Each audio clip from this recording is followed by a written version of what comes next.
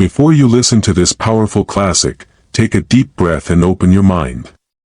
Acres of Diamonds by Russell H. Conwell is one of the most famous motivational speeches ever delivered, a message that has changed millions of lives for more than a century. Its lesson is simple but life-transforming. You are already standing on the ground where your opportunities exist. You just may not see them yet. As you listen, imagine the acres of diamonds hidden in your ideas, your gifts, your relationships, and your current environment. This message has guided entrepreneurs, leaders, dreamers, and wealth builders for generations. Now, let it guide you. Acres of Diamonds by Russell H. Conwell. An appreciation. Though Russell H. Conwell's acres of diamonds have been spread all over the United States, time and care have made them more valuable, and now that they have been reset in black and white by their discoverer, they are to be laid in the hands of a multitude for their enrichment.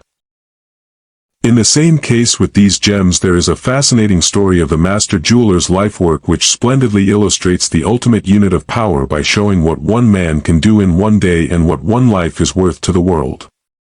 As his neighbor and intimate friend in Philadelphia for 30 years, I am free to say that Russell H. Conwell's tall, manly figure stands out in the state of Pennsylvania as its first citizen and the big brother of its 7 millions of people. From the beginning of his career he has been a credible witness in the court of public works to the truth of the strong language of the New Testament parable where it says, "If ye have faith as a grain of mustard seed, ye shall say unto this mountain, Remove hence to yonder place, and it shall remove, and nothing shall be impossible unto you."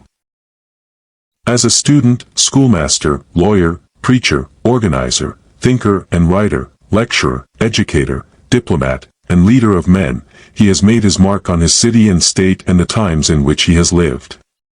A man dies, but his good work lives. His ideas, ideals, and enthusiasms have inspired tens of thousands of lives. A book full of the energetics of a master workman is just what every young man cares for. 1915. His Yoke Fellow.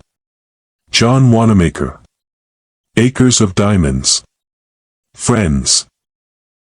This lecture has been delivered under these circumstances. I visit a town or city, and try to arrive there early enough to see the postmaster, the barber, the keeper of the hotel, the principal of the schools, and the ministers of some of the churches, and then go into some of the factories and stores, and talk with the people, and get into sympathy with the local conditions of that town or city and see what has been their history, what opportunities they had, and what they had failed to do. And every town fails to do something, and then go to the lecture and talk to those people about the subjects which apply to their locality. Acres of Diamonds, the idea, has continuously been precisely the same. The idea is that in this country of ours every man has the opportunity to make more of himself than he does in his own environment, with his own skill, with his own energy, and with his own friends. Russell H. Conwell. This is the most recent and complete form of the lecture. It happened to be delivered in Philadelphia, Dr. Conwell's home city. When he says, right here in Philadelphia, he means the home city, town, or village of every reader of this book, just as he would use the name of it if delivering the lecture there, instead of doing it through the pages which follow. When going down the Tigris and Euphrates rivers many years ago with a party of English travelers, I found myself under the direction of an old Arab guide whom we hired up at Baghdad, and I have often thought how that guide resembled our barbers in certain mental characteristics. He thought that it was not only his duty to guide us down those rivers, and do what he was paid for doing, but also to entertain us with stories curious and weird, ancient and modern, strange and familiar. Many of them I have forgotten, and I am glad I have, but there is one I shall never forget. The old guide was leading my camel by its halter along the banks of those ancient rivers, and he told me story after story until I grew weary of his storytelling and ceased to listen. I have never been irritated with that guide when he lost his temper as I ceased listening. But I remember that he took off his Turkish cap and swung it in a circle to get my attention. I could see it through the corner of my eye, but I determined not to look straight at him for fear he would tell another story. But although I am not a woman, I did finally look, and as soon as I did he went right into another story. Said he, I will tell you a story now which I reserve for my particular friends. When he emphasized the words, particular friends, I listened, and I have ever been glad I did. I really feel devoutly thankful that there are 1,674 young men who have been carried through college by this lecture who are also glad that I did listen. The old guide told me that there once lived not far from the river Indus an ancient Persian by the name of Ali Haft. He said that Ali Haft owned a very large farm, that he had orchards, grain fields, and gardens, that he had money at interest, and was a wealthy and contented man. He was contented because he was wealthy, and wealthy because he was contented. One day there visited that old Persian farmer one of these ancient Buddhist priests, one of the wise men of the East. He sat down by the fire and told the old farmer how this world of ours was made. He said that this world was once a mere bank of fog, and that the Almighty thrust his finger into this bank of fog, and began slowly to move his finger around, increasing the speed until at last he whirled this bank of fog into a solid ball of fire. Then it went rolling through the universe, burning its way through other banks of fog, and condensed the moisture without, until it fell in floods of rain upon its hot surface, and cooled the outward crust. Then the internal fires bursting outward through the crust threw up the mountains and hills, the valleys, the plains and prairies of this wonderful world of ours. If this internal molten mass came bursting out and cooled very quickly, it became granite, less quickly copper, less quickly silver, less quickly gold, and, after gold, diamonds were made. Said the old priest, a diamond is a congealed drop of sunlight. Now that is literally scientifically true, that a diamond is an actual deposit of carbon from the sun. The old priest told Ali Haft that if he had one diamond the size of his thumb he could purchase the county, and if he had a mine of diamonds he could place his children upon thrones through the influence of their great wealth. Ali Haft heard all about diamonds, how much they were worth, and went to his bed that night a poor man. He had not lost anything, but he was poor because he was discontented, and discontented because he feared he was poor. He said, I want a mine of diamonds, and he lay awake all night. Early in the morning he sought out the priest. I know by experience that a priest is very cross when awakened early in the morning, and when he shook that old priest out of his dreams, Ali Haft said to him, Will you tell me where I can find diamonds? Diamonds. What do you want with diamonds? Why, I wish to be immensely rich. Well, then, go along and find them. That is all you have to do, go and find them, and then you have them. But I don't know where to go. Well, if you will find a river that runs through white sands, between high mountains, in those white sands you will always find diamonds. I don't believe there is any such river. Oh yes, there are plenty of them. All you have to do is to go and find them, and then you have them. Said Ali Haft, I will go. So he sold his farm, collected his money, left his family in charge of a neighbor, and away he went in search of diamonds. He began his search, very properly to my mind, at the mountains of the moon. Afterward he came around into Palestine, then wandered on into Europe, and at last when his money was all spent and he was in rags, wretchedness, and poverty, he stood on the shore of that bay at Barcelona, in Spain, when a great tidal wave came rolling in between the pillars of Hercules, and the poor, afflicted, suffering, dying man could not resist the awful temptation to cast himself into that incoming tide, and he sank beneath its foaming crest, never to rise in this life again. When that old guide had told me that awfully sad story, he stopped the camel I was riding on and went back to fix the baggage that was coming off another camel, and I had an opportunity to muse over his story while he was gone. I remember saying to myself, why did he reserve that story for his particular friends? There seemed to be no beginning, no middle, no end, nothing to it. That was the first story I had ever heard told in my life, and would be the first one I ever read, in which the hero was killed in the first chapter. I had but one chapter of that story, and the hero was dead. When the guide came back and took up the halter of my camel, he went right ahead with the story, into the second chapter, just as though there had been no break. The man who purchased Ollie Haft's farm one day led his camel into the garden to drink, and as that camel put its nose into the shallow water of that garden brook, Ollie Haft's successor noticed a curious flash of light from the white sands of the stream. He pulled out a black stone having an eye of light reflecting all the hues of the rainbow. He took the pebble into the house and put it on the mantle which covers the central fires, and forgot all about it. A few days later this same old priest came in to visit Ollie Haft's successor, and the moment he opened that drawing-room door he saw that flash of light on the mantle, and he rushed up to it, and shouted, "Here is a diamond." "Has Ollie Haft returned?" "Oh no, Ollie Haft has not returned, and that is not a diamond. That is nothing but a stone we found right out here in our own garden." "But," said the priest, "I tell you I know a diamond when I see it. I know positively that is a diamond." Then together they rushed out into that old garden and stirred up the white sands with their fingers, and lo! there came up other more beautiful and valuable gems than the first. "Thus," said the guide to me, "and, friends, it is historically true, was discovered the diamond mine of Golconda, the most magnificent diamond mine in all the history of mankind, excelling the Kimberley itself. The Kohinoor, and the Orloff of the crown jewels of England and Russia, the largest on earth, came from that mine." When that old Arab guide told me the second chapter of his story, he then took off his Turkish cap and swung it around in the air again to get my attention to the moral. Those Arab guides have morals to their stories, although they are not always moral. As he swung his hat, he said to me, had Ollie Haft remained at home and dug in his own cellar, or underneath his own wheat fields, or in his own garden, instead of wretchedness, starvation, and death by suicide in a strange land, he would have had acres of diamonds. For every acre of that old farm, yes, every shovelful, afterward revealed gems which since have decorated the crowns of monarchs. When he had added the moral to his story I saw why he reserved it for his particular friends. But I did not tell him I could see it.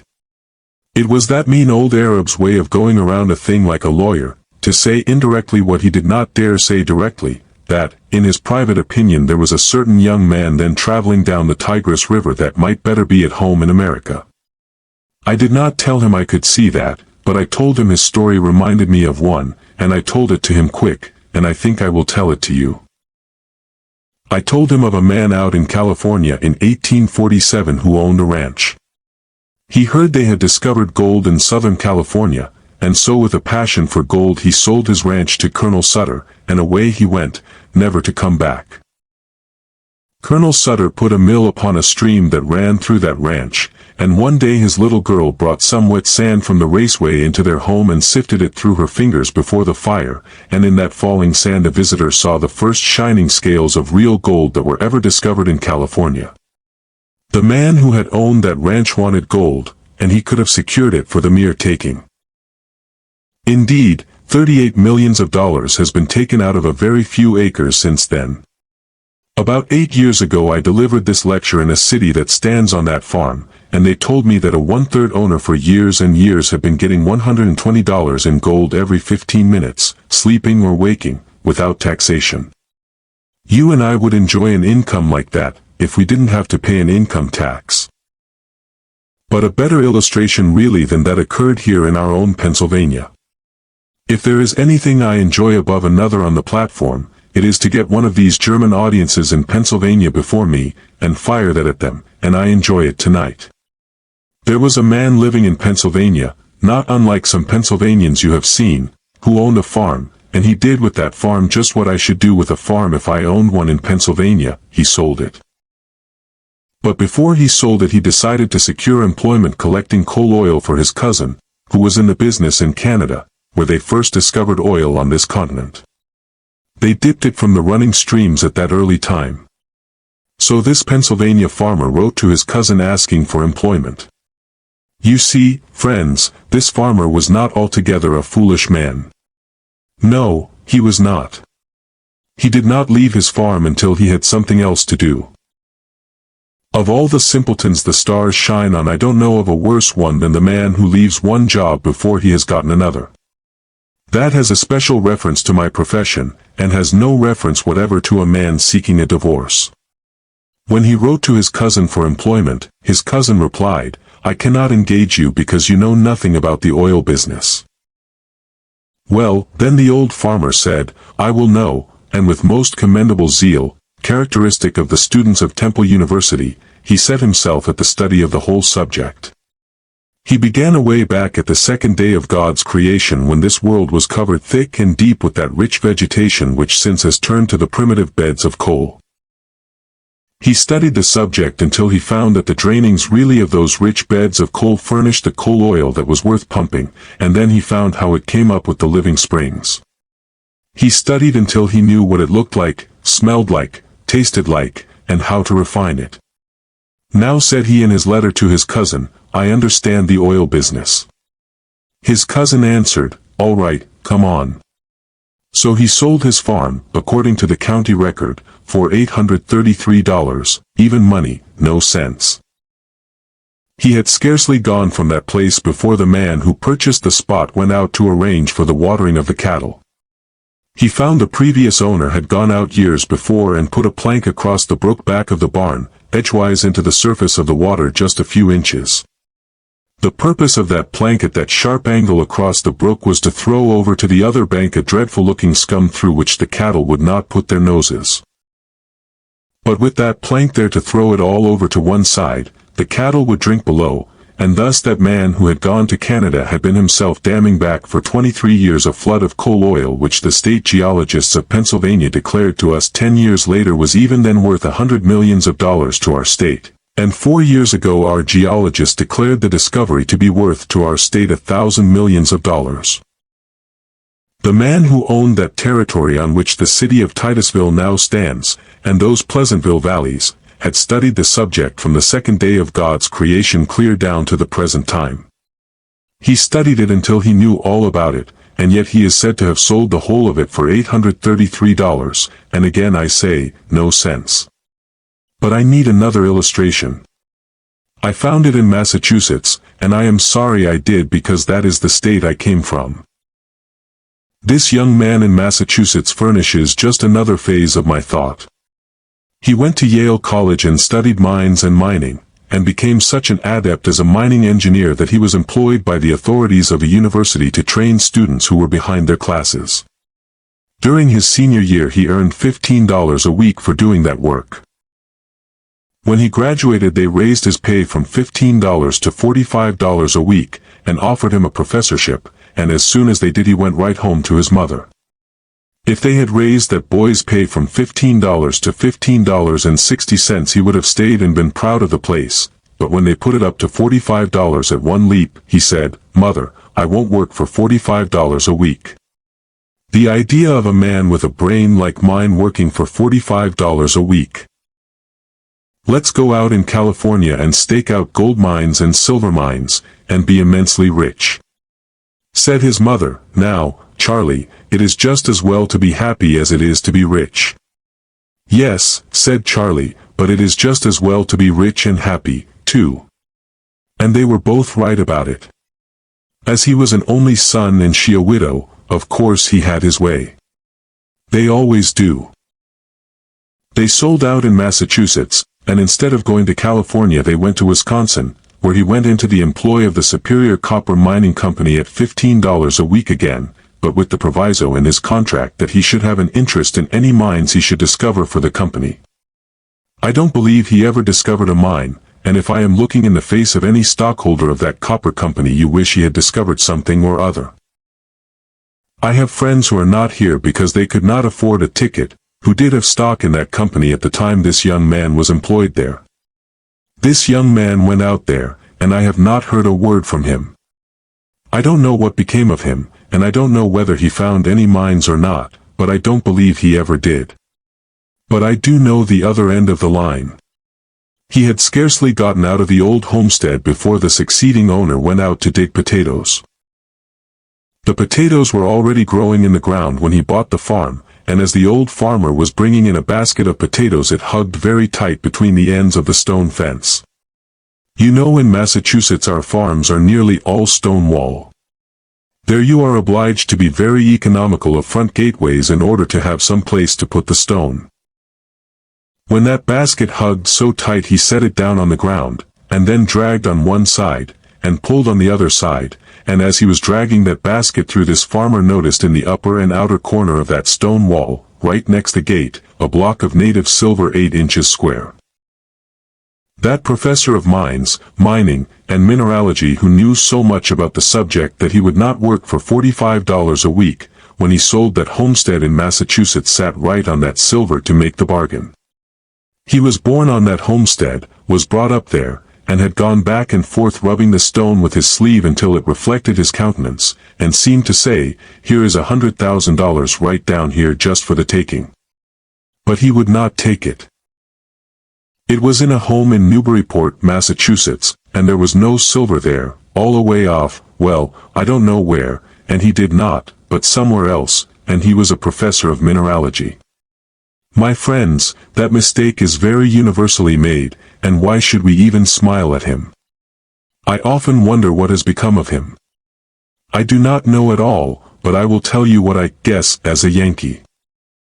I guess that he sits out there by his fireside tonight with his friends gathered around him, and he is saying to them something like this: "Do you know that man Conwell who lives in Philadelphia? Oh yes, I have heard of him. Do you know that man Jones that lives in Philadelphia? Yes, I have heard of him, too." Then he begins to laugh, and shakes his sides and says to his friends, "Well, they have done just the same thing I did, precisely.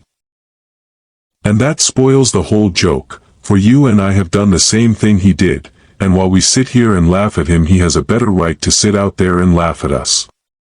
I know I have made the same mistakes, but, of course, that does not make any difference, because we don't expect the same man to preach and practice, too. As I come here tonight and look around this audience, I am seeing again what through these 50 years I have continually seen. Men that are making precisely that same mistake. I often wish I could see the younger people, and would that the academy had been filled tonight with our high school scholars and our grammar school scholars, that I could have them to talk to. While I would have preferred such an audience as that, because they are most susceptible, as they have not grown up into their prejudices as we have, they have not gotten into any custom that they cannot break, they have not met with any failures as we have, and while I could perhaps do such an audience as that more good than I can do grown-up people, yet I will do the best I can with the material I have. I say to you that you have acres of diamonds in Philadelphia right where you now live. Oh, but you will say, you cannot know much about your city if you think there are any acres of diamonds here. I was greatly interested in that account in the newspaper of the young man who found that diamond in North Carolina. It was one of the purest diamonds that has ever been discovered, and it has several predecessors near the same locality. I went to a distinguished professor in mineralogy and asked him where he thought those diamonds came from. The professor secured the map of the geologic formations of our continent, and traced it. He said it went either through the underlying Carboniferous strata adapted for such production, westward through Ohio and the Mississippi, or in more probability came eastward through Virginia and up the shore of the Atlantic Ocean. It is a fact that the diamonds were there, for they have been discovered and sold, and that they were carried down there during the drift period, from some northern locality. Now who can say but some person going down with his drill in Philadelphia will find some trace of a diamond mine yet down here? Oh, friends! You cannot say that you are not over one of the greatest diamond mines in the world, for such a diamond as that only comes from the most profitable mines that are found on earth. But it serves simply to illustrate my thought, which I emphasize by saying if you do not have the actual diamond mines literally, you have all that they would be good for to you. Because now that the Queen of England has given the greatest compliment ever conferred upon American woman for her attire because she did not appear with any jewels at all at the late reception in England, it has almost done away with the use of diamonds anyhow. All you would care for would be the few you would wear if you wished to be modest, and the rest you would sell for money. Now then, I say again that the opportunity to get rich, to attain unto great wealth, is here in Philadelphia now, within the reach of almost every man and woman who hears me speak tonight, and I mean just what I say.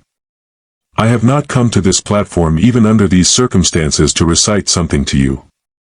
I have come to tell you what in God's sight I believe to be the truth, and if the years of life have been of any value to me in the attainment of common sense, I know I am right. That the men and women sitting here, who found it difficult perhaps to buy a ticket to this lecture or gathering tonight, have within their reach acres of diamonds, opportunities to get largely wealthy. There never was a place on earth more adapted than the city of Philadelphia today, and never in the history of the world did a poor man without capital have such an opportunity to get rich quickly and honestly as he has now in our city. I say it is the truth, and I want you to accept it as such, for if you think I have come to simply recite something, then I would better not be here. I have no time to waste in any such talk, but to say the things I believe, and unless some of you get richer for what I am saying tonight, my time is wasted. I say that you ought to get rich, and it is your duty to get rich. How many of my pious brethren say to me, "Do you, a Christian minister, spend your time going up and down the country advising young people to get rich, to get money?" Yes, of course I do. They say, "Isn't that awful? Why don't you preach the gospel instead of preaching about man's making money?" Because to make money honestly is to preach the gospel. That is the reason. The men who get rich may be the most honest men you find in the community. Oh, but says some young man here tonight, I have been told all my life that if a person has money he is very dishonest and dishonorable and mean and contemptible. My friend, that is the reason why you have none, because you have that idea of people. The foundation of your faith is altogether false. Let me say here clearly, and say it briefly, though subject to discussion which I have not time for here, 98 out of 100 of the rich men of America are honest. That is why they are rich. That is why they are trusted with money. That is why they carry on great enterprises and find plenty of people to work with them. It is because they are honest men. Says another young man, I hear sometimes of men that get millions of dollars dishonestly. Yes, of course you do, and so do I. But they are so rare a thing in fact that the newspapers talk about them all the time as a matter of news until you get the idea that all the other rich men got rich dishonestly. My friend, you take and drive me, if you furnish the auto, out into the suburbs of Philadelphia, and introduce me to the people who own their homes around this great city, those beautiful homes with gardens and flowers, those magnificent homes so lovely in their art, and I will introduce you to the very best people in character as well as in enterprise in our city, and you know I will. A man is not really a true man until he owns his own home, and they that own their homes are made more honorable and honest and pure, and true and economical and careful, by owning the home. For a man to have money, even in large sums, is not an inconsistent thing. We preach against covetousness, and you know we do, in the pulpit, and oftentimes preach against it so long and use the terms about filthy lucre so extremely that Christians get the idea that when we stand in the pulpit we believe it is wicked for any man to have money, until the collection basket goes around, and then we almost swear at the people because they don't give more money. Oh, the inconsistency of such doctrines as that. Money is power, and you ought to be reasonably ambitious to have it. You ought because you can do more good with it than you could without it.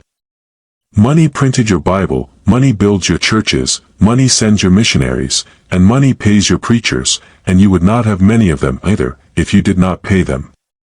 I am always willing that my church should raise my salary, because the church that pays the largest salary always raises it the easiest.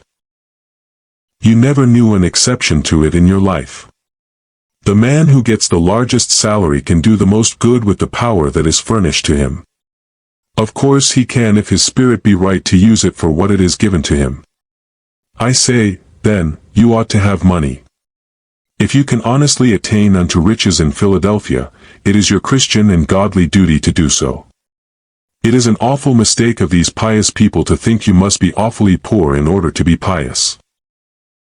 Some men say, don't you sympathize with the poor people?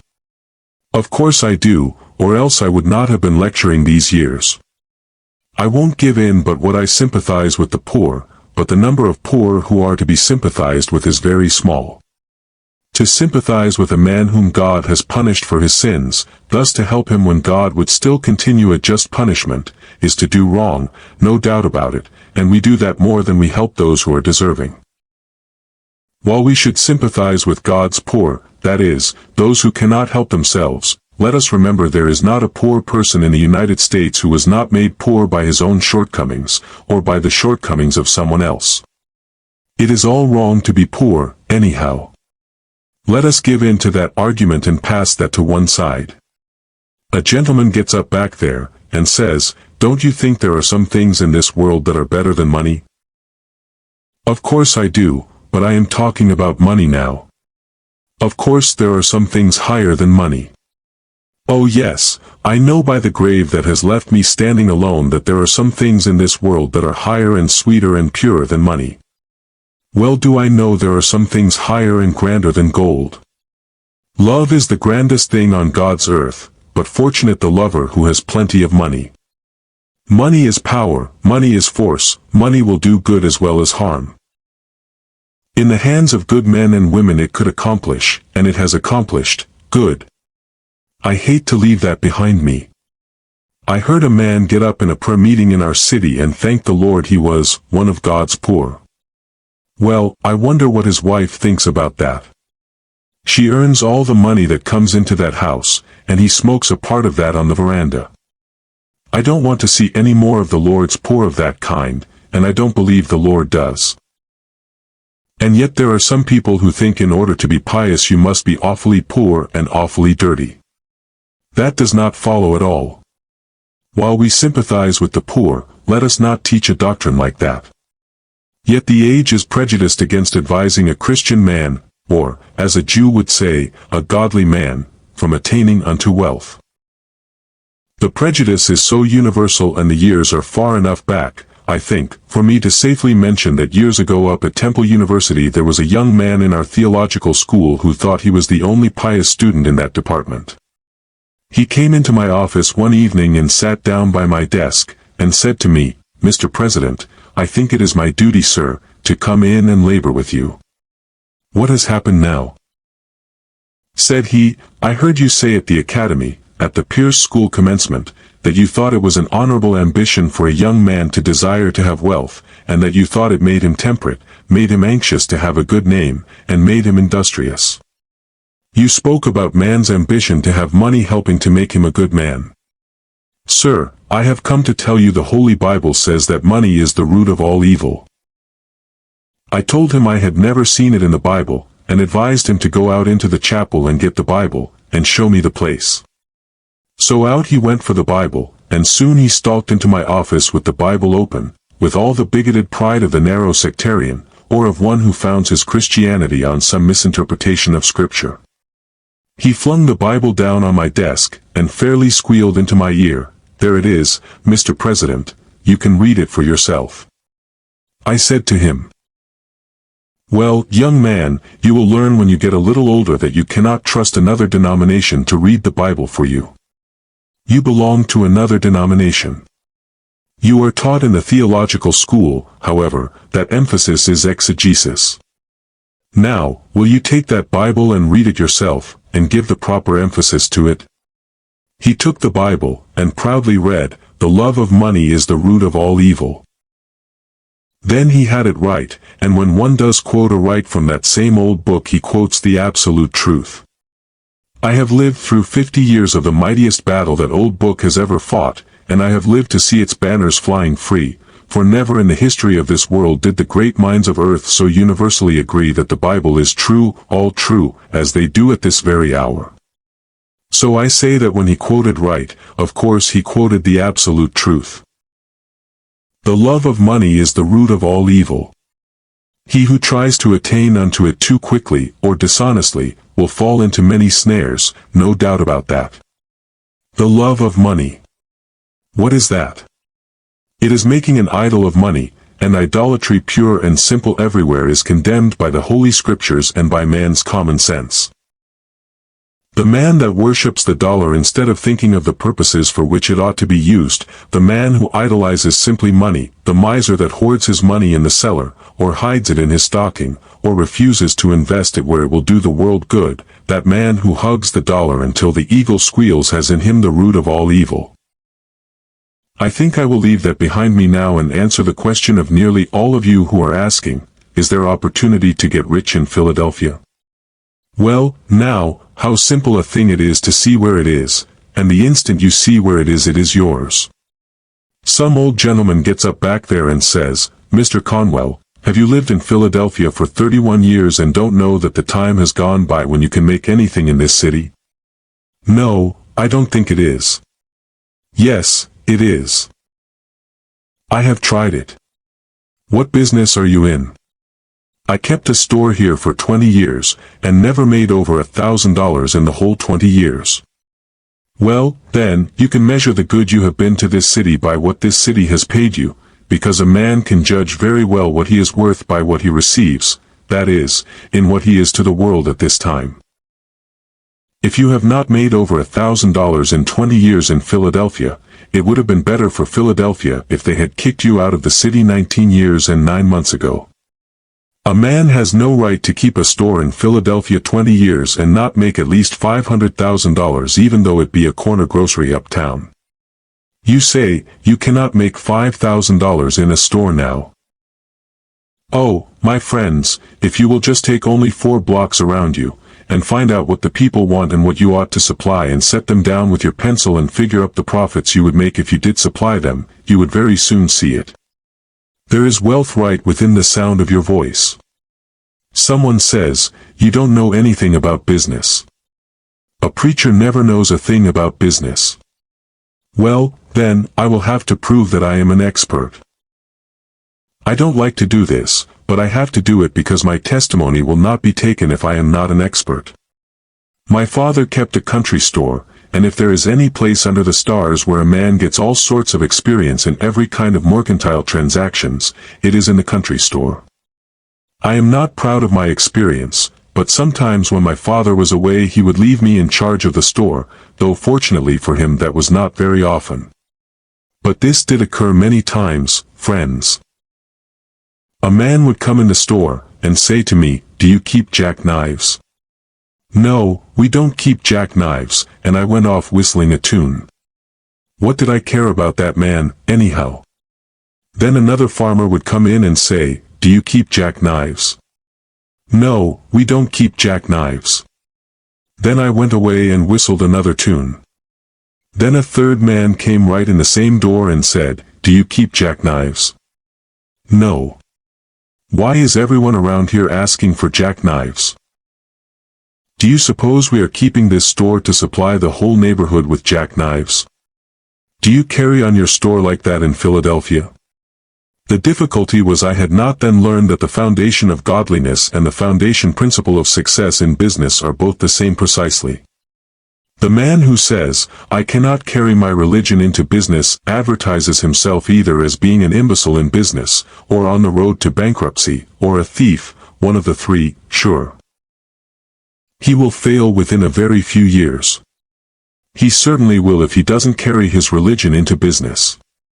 If I had been carrying on my father's store on a Christian plan, godly plan, I would have had a jackknife for the third man when he called for it. Then I would have actually done him a kindness, and I would have received a reward myself, which it would have been my duty to take. There are some overpious Christian people who think if you take any profit on anything you sell that you are an unrighteous man. On the contrary, you would be a criminal to sell goods for less than they cost. You have no right to do that. You cannot trust a man with your money who cannot take care of his own. You cannot trust a man in your family that is not true to his own wife. You cannot trust a man in the world that does not begin with his own heart, his own character, and his own life. It would have been my duty to have furnished a jackknife to the third man, or the second, and to have sold it to him and actually profited myself. I have no more right to sell goods without making a profit on them than I have to overcharge him dishonestly beyond what they are worth.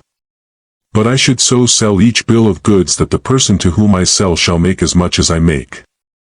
To live and let live is the principle of the gospel, and the principle of everyday common sense. Oh, young man, hear me, live as you go along. Do not wait until you have reached my years before you begin to enjoy anything of this life. If I had the millions back, or 50 cents of it, which I have tried to earn in these years, it would not do me anything like the good that it does me now in this almost sacred presence tonight. Oh, yes, I am paid over and over 100-fold tonight for dividing as I have tried to do in some measure as I went along through the years. I ought not speak that way, it sounds egotistic, but I am old enough now to be excused for that. I should have helped my fellow men, which I have tried to do, and everyone should try to do, and get the happiness of it. The man who goes home with the sense that he has stolen $1 that day, that he has robbed a man of what was his honest due, is not going to sweet rest. He arises tired in the morning, and goes with an unclean conscience to his work the next day. He is not a successful man at all, although he may have laid up millions. But the man who has gone through life dividing always with his fellow men, making and demanding his own rights and his own profits, and giving to every other man his rights and profits, lives every day, and not only that, but it is the royal road to great wealth. The history of the thousands of millionaires shows that to be the case. The man over there who said he could not make anything in a store in Philadelphia has been carrying on his store on the wrong principle. Suppose I go into your store tomorrow morning and ask, do you know neighbor A, who lives 1 square away, at house number 1240? Oh yes, I have met him. He deals here at the corner store. Where did he come from? I don't know. How many does he have in his family? I don't know. What ticket does he vote? I don't know. What church does he go to? I don't know, and don't care. What are you asking all these questions for? If you had a store in Philadelphia, would you answer me like that? If so, then you are conducting your business just as I carried on my father's business in Worthington, Massachusetts. You don't know where your neighbor came from when he moved to Philadelphia, and you don't care. If you had cared, you would be a rich man now. If you had cared enough about him to take an interest in his affairs, to find out what he needed, you would have been rich. But you go through the world saying, no opportunity to get rich, and there is the fault right at your own door. But another young man gets up over there and says, I cannot take up the mercantile business. While I am talking of trade, it applies to every occupation. Why can't you go into the mercantile business? Because I haven't any capital. Oh, the weak and dudeish creature that can't see over its collar. It makes a person weak to see these little dudes standing around the corners and saying, oh, if I had plenty of capital, how rich I would get. Young man, do you think you are going to get rich on capital? Certainly. Well, I say, certainly not. If your mother has plenty of money, and she will set you up in business, you will set her up in business, supplying you with capital. The moment a young man or woman gets more money than he or she has grown to by practical experience, that moment he has gotten a curse. It is no help to a young man or woman to inherit money. It is no help to your children to leave them money, but if you leave them education, if you leave them Christian and noble character, if you leave them a wide circle of friends, if you leave them an honorable name, it is far better than that they should have money. It would be worse for them, worse for the nation, that they should have any money at all. Oh, young man, if you have inherited money, don't regard it as a help. It will curse you through your years, and deprive you of the very best things of human life. There is no class of people to be pitied so much as the inexperienced sons and daughters of the rich of our generation. I pity the rich man's son. He can never know the best things in life. One of the best things in our life is when a young man has earned his own living, and when he becomes engaged to some lovely young woman, and makes up his mind to have a home of his own. Then with that same love comes also that divine inspiration toward better things, and he begins to save his money. He begins to leave off his bad habits and put money in the bank. When he has a few $100s, he goes out in the suburbs to look for a home. He goes to the savings bank, perhaps, for half of the value, and then goes for his wife, and when he takes his bride over the threshold of that door for the first time, he says in words of eloquence my voice can never touch, I have earned this home myself. It is all mine, and I divide with thee. That is the grandest moment a human heart may ever know. But a rich man's son can never know that. He takes his bride into a finer mansion, it may be, but he is obliged to go all the way through it and say to his wife, "My mother gave me that, my mother gave me that, and my mother gave me this," until his wife wishes she had married his mother. I pity the rich man's son. The statistics of Massachusetts showed that not one rich man's son out of 17 ever dies rich.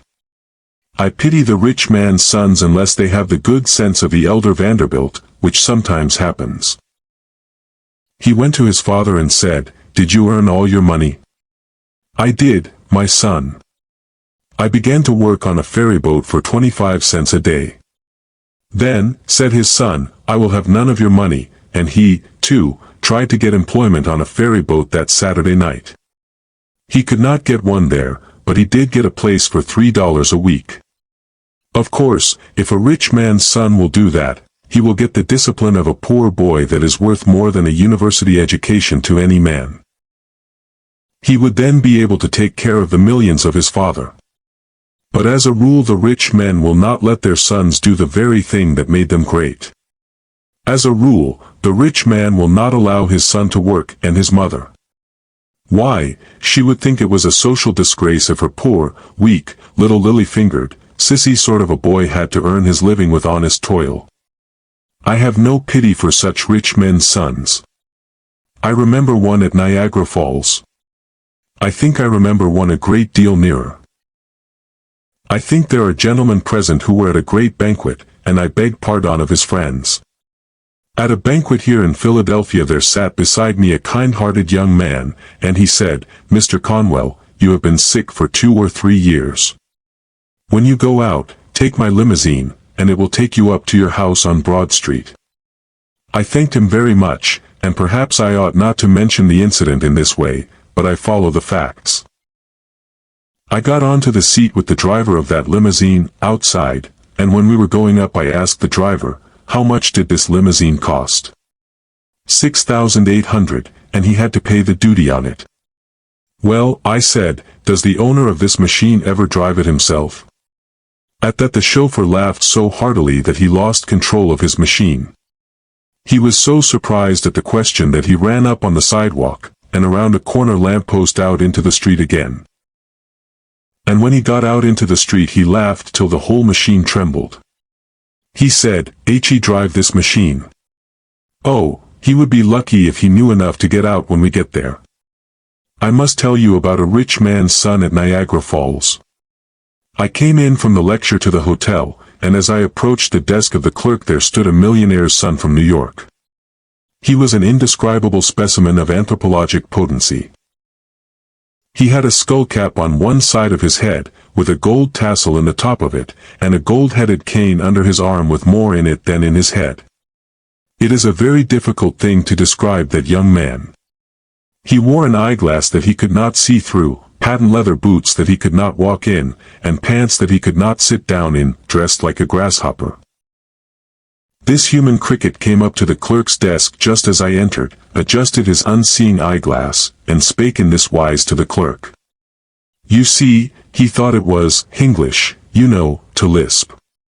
"Sir, will you have the kindness to supply me with Tommy Papa and envelopes?" The hotel clerk measured that man quick, and he pulled the envelopes and paper out of a drawer, threw them across the counter toward the young man, and then turned away to his books. You should have seen that young man when those envelopes came across that counter. He swelled up like a gobbler turkey, adjusted his unseeing eyeglass, and yelled, "Come right back here. Now sir, will you order a servant to take that papa and envelopes to yonder desk?" Oh, the poor, miserable, contemptible American monkey. He could not carry paper and envelopes 20 feet. I suppose he could not get his arms down to do it. I have no pity for such travesties upon human nature. If you have not capital, young man, I am glad of it. What you need is common sense, not copper cents. The best thing I can do is to illustrate by actual facts well known to you all. T. Stewart, a poor boy in New York, had $1.50 to begin life on. He lost 87.5 cents of that on the very first venture. How fortunate that young man who loses the first time he gambles. That boy said, "I will never gamble again in business," and he never did. How came he to lose 87.5 cents? You probably all know the story how he lost it, because he bought some needles, threads, and buttons to sell which people did not want, and had them left on his hands, a dead loss. Said the boy, "I will not lose any more money in that way." Then he went around first to the doors and asked the people what they did want. Then when he had found out what they wanted, he invested his 62.5 cents to supply a known demand. Study it wherever you choose. In business, in your profession, in your housekeeping, whatever your life, that one thing is the secret of success. You must first know the demand. You must first know what people need, and then invest yourself where you are most needed. A. T. Stewart went on that principle until he was worth what amounted afterward to $40 million, owning the very store in which Mr. Wanamaker carries on his great work in New York. His fortune was made by his losing something, which taught him the great lesson that he must only invest himself or his money in something that people need. When will you salesmen learn it? When will you manufacturers learn that you must know the changing needs of humanity if you would succeed in life? Apply yourselves, all you Christian people, as manufacturers or merchants or workmen to supply that human need. It is a great principle as broad as humanity and as deep as the Scripture itself. The best illustration I ever heard was of John Jacob Astor. You know that he made the money of the Astor family when he lived in New York. He came across the sea in debt for his fare.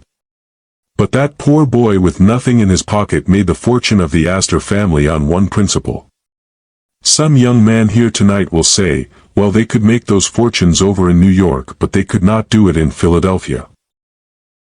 My friends, did you ever read that wonderful book of Rees, His Memory is Sweet to Us Because of His Recent Death, wherein is given his statistical account of the records taken in 1889 of 107 millionaires of New York. If you read the account, you will see that out of the 107 millionaires only 7 made their money in New York.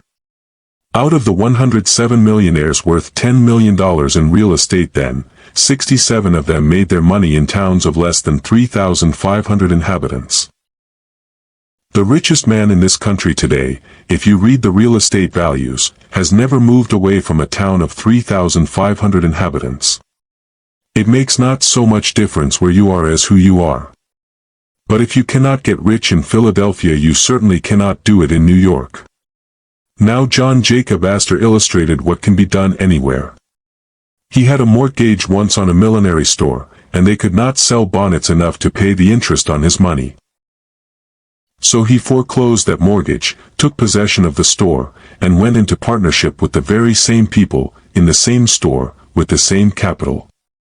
He did not give them $1 of capital. They had to sell goods to get any money. Then he left them alone in the store just as they had been before, and he went out and sat down on a bench in the park in the shade. What was John Jacob Astor doing out there, and in partnership with people who had failed on his own hands? He had the most important and, to my mind, the most pleasant part of that partnership on his hands. For as John Jacob Astor sat on that bench, he was watching the ladies as they went by. And where is the man who would not get rich at that business? As he sat on the bench, if a lady passed him with her shoulders back and head up, and looked straight to the front, as if she did not care if all the world did gaze on her, then he studied her bonnet, and by the time it was out of sight he knew the shape of the frame, the color of the trimmings, and the crinklings in a feather. I sometimes try to describe a bonnet, but not always. I would not try to describe a modern bonnet. Where is the man that could describe one? This aggregation of all sorts of driftwood stuck on the back of the head, or the side of the neck, like a rooster with only one tail feather left. But in John Jacob Astor's day there was some art about the millinery business, and he went to the millinery store and said to them, "Now put into the show window just such a bonnet as I described to you, because I have already seen a lady who likes such a bonnet. Don't make up any more until I come back." Then he went out and sat down again, and another lady passed him of a different form, of different complexion, with a different shape and color of bonnet. "Now," said he, "put such a bonnet as that in the show window." He did not fill his show window uptown with a lot of hats and bonnets to drive people away, and then sit on the back stairs and bawl because people went to Wanamaker's to trade. He did not have a hat or a bonnet in that show window but what some lady liked before it was made up. The tide of custom began immediately to turn in, and that has been the foundation of the greatest store in New York in that line, and still exists as one of 3 stores. Its fortune was made by John Jacob Astor after they had failed in business, not by giving them any more money, but by finding out what the ladies liked for bonnets before they wasted any material in making them up. I tell you, if a man could foresee the millinery business, he could foresee anything under heaven. Suppose I were to go through this audience tonight and ask you in this great manufacturing city if there are not opportunities to get rich in manufacturing. Oh yes, some young man says, there are opportunities here still if you build with some trust and if you have $2 or $3 million to begin with as capital. Young man, the history of the breaking up of the trusts by that attack upon big business is only illustrating what is now the opportunity of the smaller man. The time never came in the history of the world when you could get rich so quickly manufacturing without capital as you can now. But you will say, you cannot do anything of the kind. You cannot start without capital. Young man, let me illustrate for a moment. I must do it. It is my duty to every young man and woman, because we are all going into business very soon on the same plan. Young man, remember, if you know what people need, you have gotten more knowledge of a fortune than any amount of capital can give you. There was a poor man out of work living in Hingham, Massachusetts. He lounged around the house until one day his wife told him to get out and work, and, as he lived in Massachusetts, he obeyed his wife. He went out and sat down on the shore of the bay, and whittled a soaked shingle into a wooden chain. His children that evening quarreled over it, and he whittled a second one to keep peace. While he was whittling the second one, a neighbor came in and said, "Why don't you whittle toys and sell them? You could make money at that." "Oh," he said, "I would not know what to make." "Why don't you ask your own children right here in your own house what to make? What is the use of trying that?" Said the carpenter. "My children are different from other people's children. I used to see people like that when I taught school." But he acted upon the hint, and the next morning when Mary came down the stairway, he asked, "What do you want for a toy?" She began to tell him she would like a doll's bed, a doll's washstand, a doll's carriage, a little doll's umbrella, and went on with a list of things that would take him a lifetime to supply. So, consulting his own children, in his own house, he took the firewood, for he had no money to buy lumber, and whittled those strong, unpainted Hingham toys that were for so many years known all over the world. That man began to make those toys for his own children, and then made copies and sold them through the boot and shoe store next door. He began to make a little money, and then a little more, and Mr. Lawson, in his Frenzied Finance, says that man is the richest man in old Massachusetts, and I think it is the truth. And that man is worth $100 million today, and has been only 34 years making it on that one principle, that one must judge that what his own children like at home other people's children would like in their homes, too, to judge the human heart by oneself, by one's wife or by one's children. It is the royal road to success in manufacturing. Oh, but you say, didn't he have any capital? Yes, a penknife, but I don't know that he had paid for that.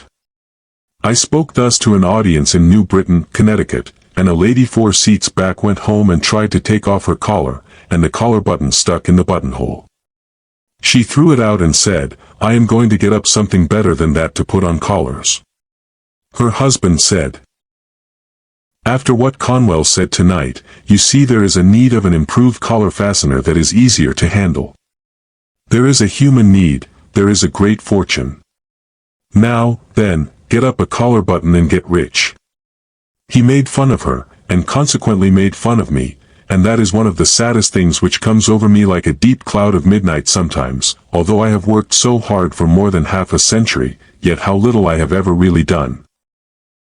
Notwithstanding the greatness and the handsomeness of your compliment tonight, I do not believe there is 1 in 10 of you that is going to make $1 million because you are here tonight, but it is not my fault, it is yours. I say that sincerely. What is the use of my talking if people never do what I advise them to do? When her husband ridiculed her, she made up her mind she would make a better collar button, and when a woman makes up her mind, she will, and does not say anything about it, she does it. It was that New England woman who invented the snap button which you can find anywhere now.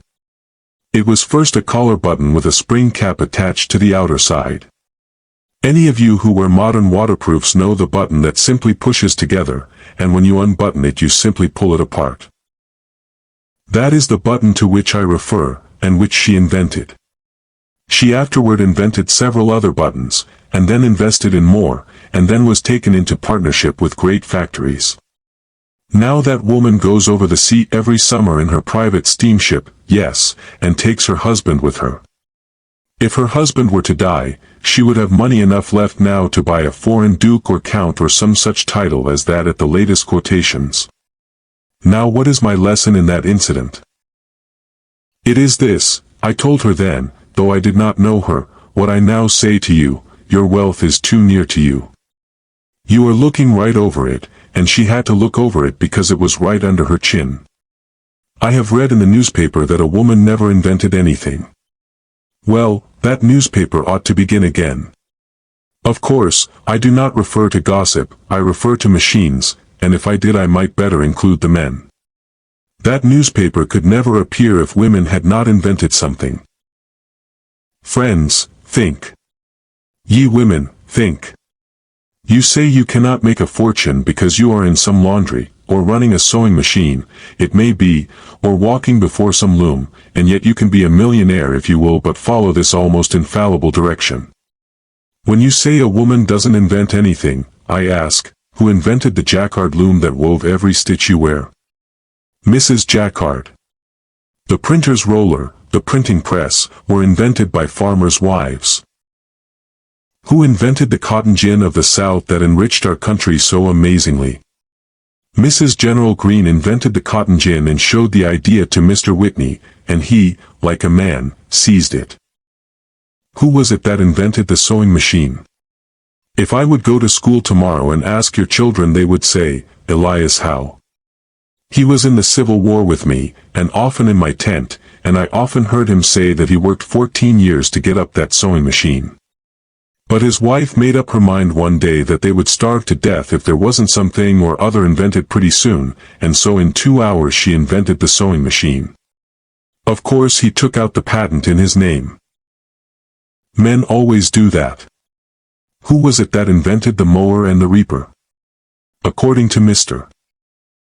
McCormick's confidential communication, so recently published, it was a West Virginia woman, who, after his father and he had failed altogether in making a reaper and gave it up, took a lot of shears and nailed them together on the edge of a board, with one shaft of each pair loose, and then wired them so that when she pulled the wire one way it closed them, and when she pulled the wire the other way it opened them, and there she had the principle of the mowing machine. If you look at a mowing machine, you will see it is nothing but a lot of shears.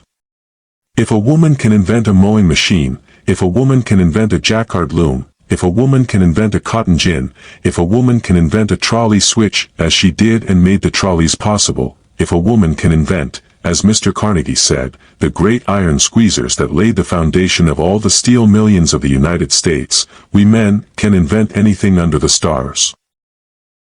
I say that for the encouragement of the men. Who are the great inventors of the world? Again this lesson comes before us. The great inventor sits next to you, or you are the person yourself. Oh, but you will say, I have never invented anything in my life. Neither did the great inventors until they discovered one great secret. Do you think it is a man with a head like a bushel measure or a man like a stroke of lightning? It is neither. The really great man is a plain, straightforward, everyday, common-sense man. You would not dream that he was a great inventor if you did not see something he had actually done. His neighbors do not regard him so great. You never see anything great over your back fence. You say there is no greatness among your neighbors. It is all away off somewhere else.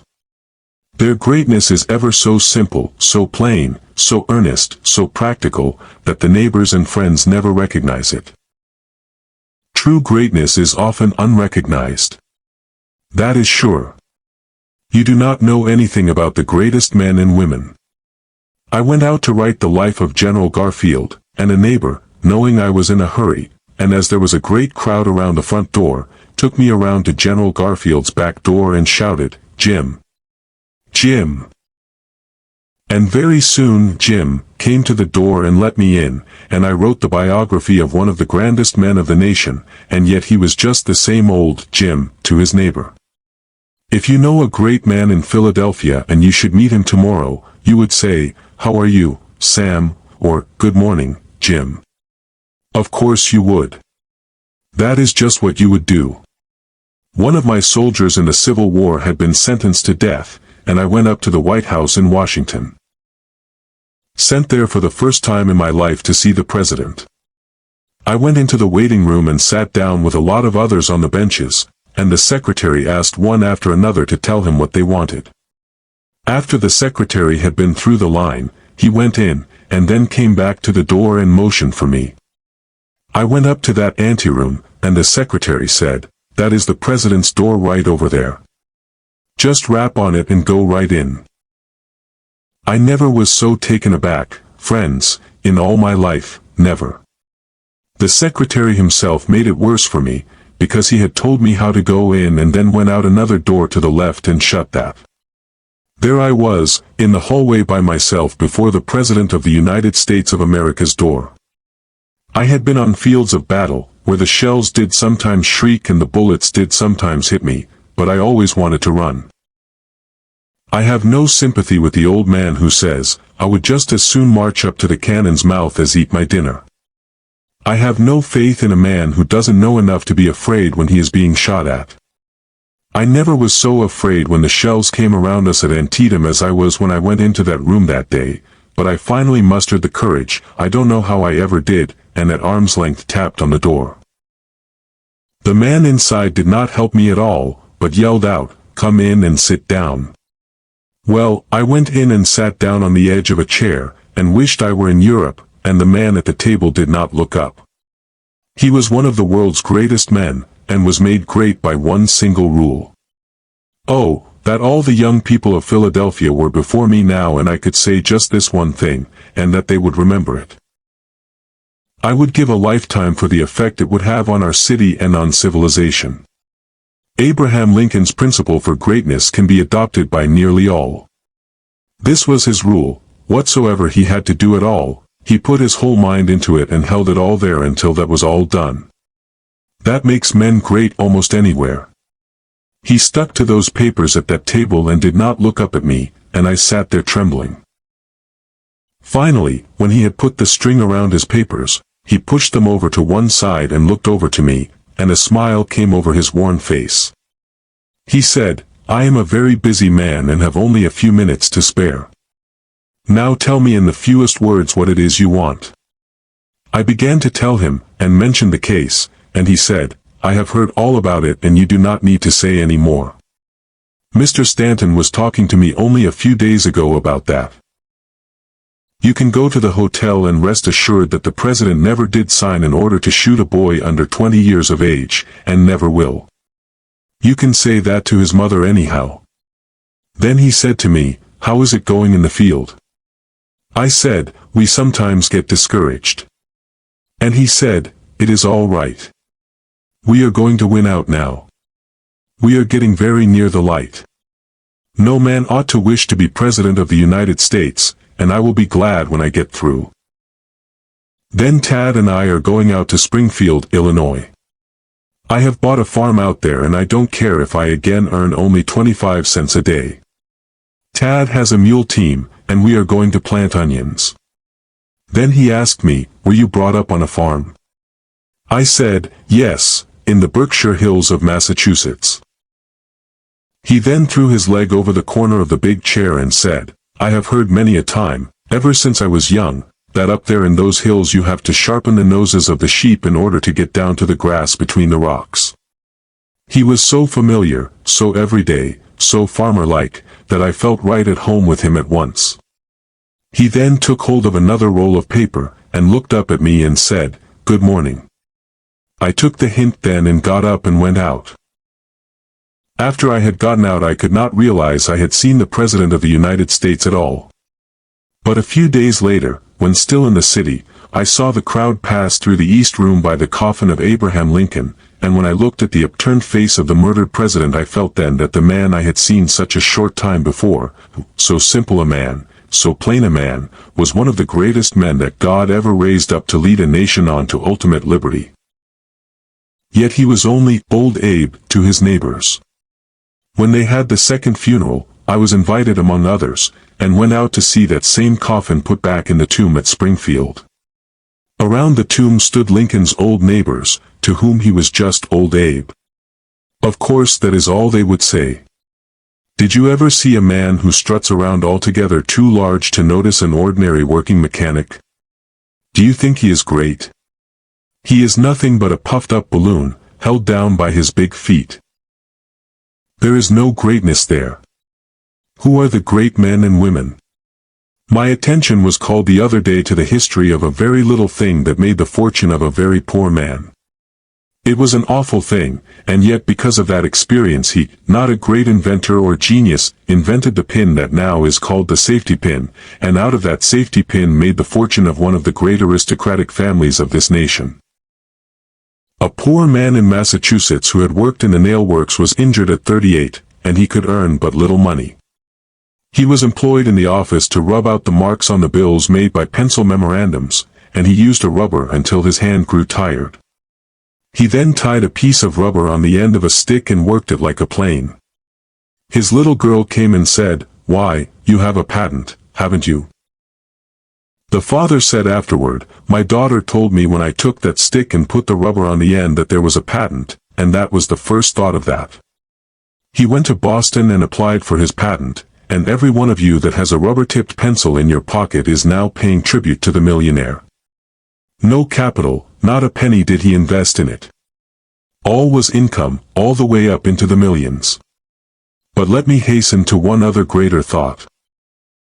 Show me the great men and women who live in Philadelphia. A gentleman over there will get up and say, "We don't have any great men in Philadelphia. They don't live here. They live away off in Rome or St. Petersburg or London or Manayunk, or anywhere else but here in our town." I have come now to the apex of my thought. I have come now to the heart of the whole matter and to the center of my struggle. Why isn't Philadelphia a greater city in its greater wealth? Why does New York excel Philadelphia? People say, because of her harbor. Why do many other cities of the United States get ahead of Philadelphia now? There is only one answer, and that is because our own people talk down their own city. If there ever was a community on earth that has to be forced ahead, it is the city of Philadelphia. If we are to have a boulevard, talk it down. If we are going to have better schools, talk them down. If you wish to have wise legislation, talk it down. Talk all the proposed improvements down.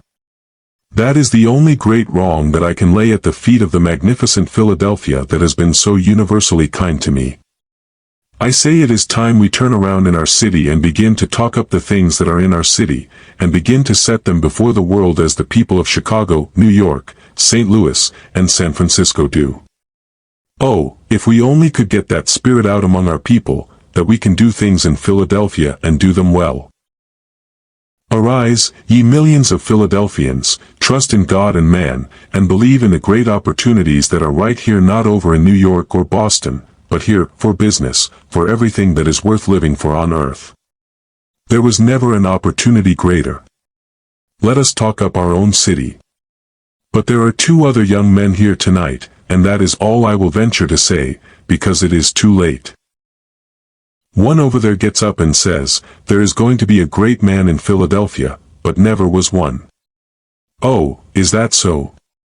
When are you going to be great? When I am elected to some political office. Young man, won't you learn a lesson in the primer of politics that it is a prima facie evidence of littleness to hold office under our form of government? Great men get into office sometimes, but what this country needs is men that will do what we tell them to do. This nation, where the people rule, is governed by the people, for the people, and so long as it is, then the office holder is but the servant of the people, and the Bible says the servant cannot be greater than the master. The Bible says, he that is sent cannot be greater than him who sent him. The people rule, or should rule, and if they do, we do not need the greater men in office. If the great men in America took our offices, we would change to an empire in the next 10 years. I know of a great many young women, now that woman's suffrage is coming, who say, I am going to be president of the United States someday. I believe in woman's suffrage, and there is no doubt but what it is coming, and I am getting out of the way, anyhow. I may want an office by and by myself. But if the ambition for an office influences the women in their desire to vote, I want to say right here what I say to the young men, that if you only get the privilege of casting one vote, you don't get anything that is worthwhile. Unless you can control more than one vote, you will be unknown, and your influence so dissipated as practically not to be felt. This country is not run by votes. Do you think it is? It is governed by influence. It is governed by the ambitions and the enterprises which control votes. The young woman that thinks she is going to vote for the sake of holding an office is making an awful blunder. That other young man gets up and says, there are going to be great men in this country and in Philadelphia. Is that so? When? When there comes a great war, when we get into difficulty through watchful waiting in Mexico. When we get into war with England over some frivolous deed, or with Japan or China or New Jersey or some distant country. Then I will march up to the cannon's mouth, I will sweep up among the glistening bayonets, I will leap into the arena and tear down the flag and bear it away in triumph. I will come home with stars on my shoulder, and hold every office in the gift of the nation, and I will be great. No, you won't. You think you are going to be made great by an office, but remember that if you are not great before you get the office, you won't be great when you secure it. It will only be a burlesque in that shape. We had a peace jubilee here after the Spanish War.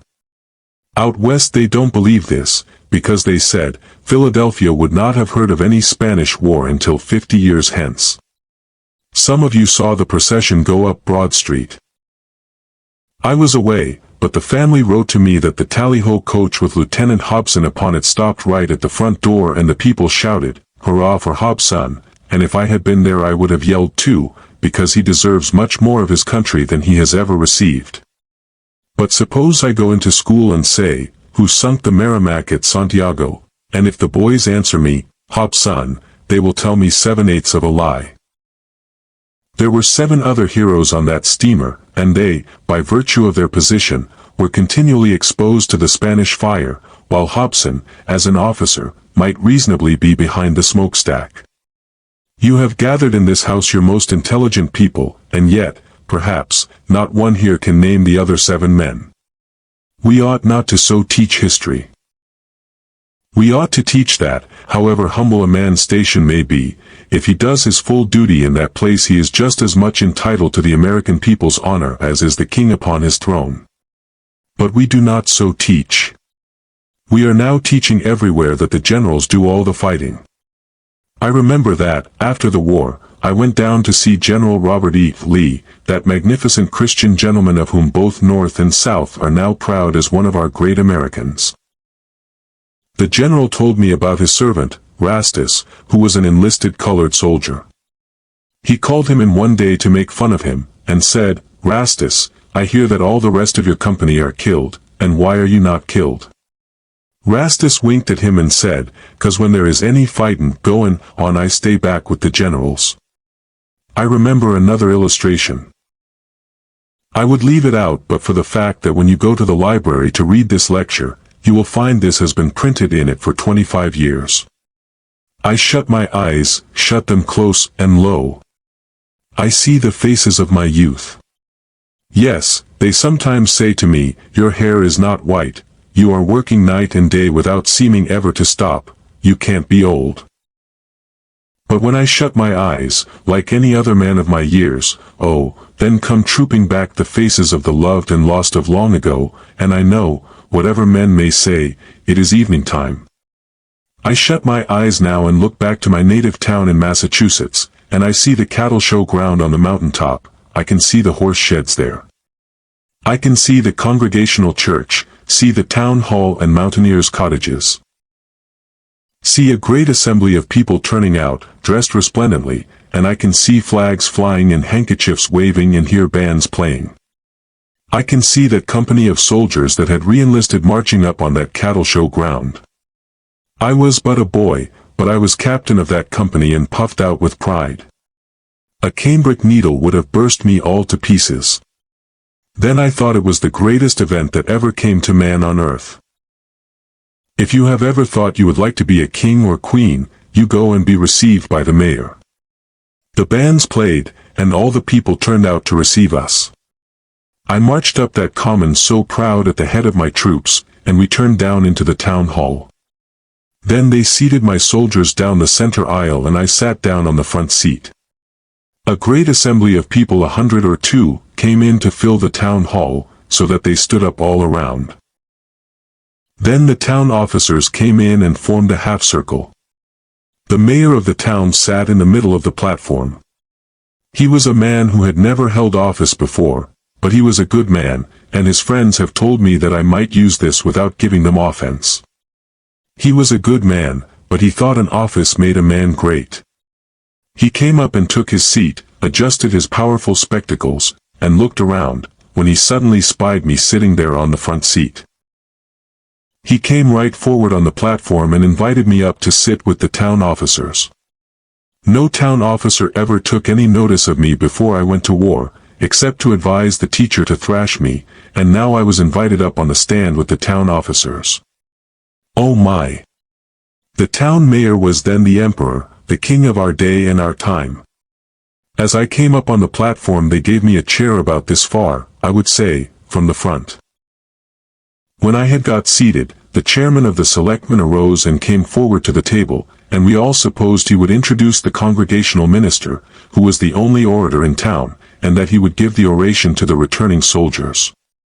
But, friends, you should have seen the surprise which ran over the audience when they discovered that the old fellow was going to deliver that speech himself. He had never made a speech in his life, but he fell into the same error that hundreds of other men have fallen into. It seems so strange that a man won't learn he must speak his piece as a boy if he intends to be an orator when he is grown, but he seems to think all he has to do is to hold an office to be a great orator. So he came up to the front, and brought with him a speech which he had learned by heart walking up and down the pasture, where he had frightened the cattle. He brought the manuscript with him and spread it out on the table so as to be sure he might see it.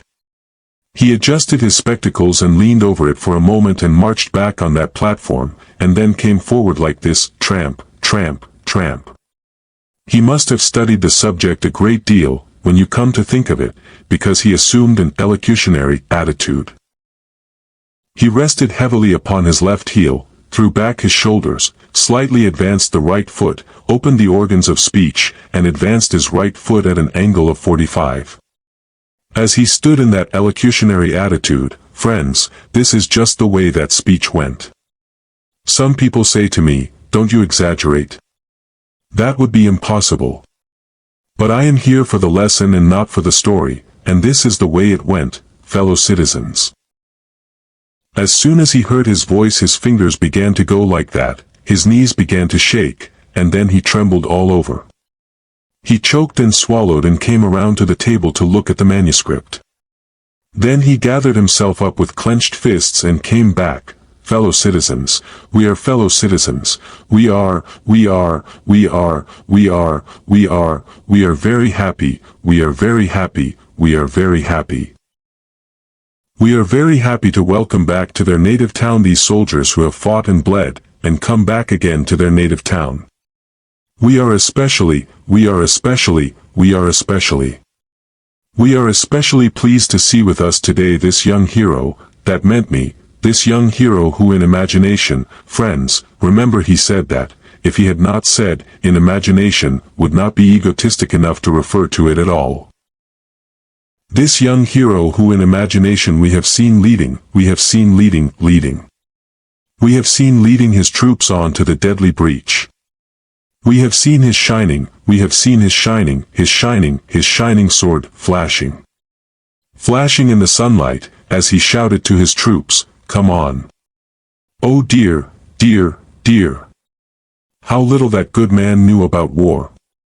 If he had known anything about war at all, he ought to have known what any of my G.R. comrades here tonight will tell you is true, that it is next to a crime for an officer of infantry ever in time of danger to go ahead of his men. I, with my shining sword flashing in the sunlight, shouting to my troops, "Come on."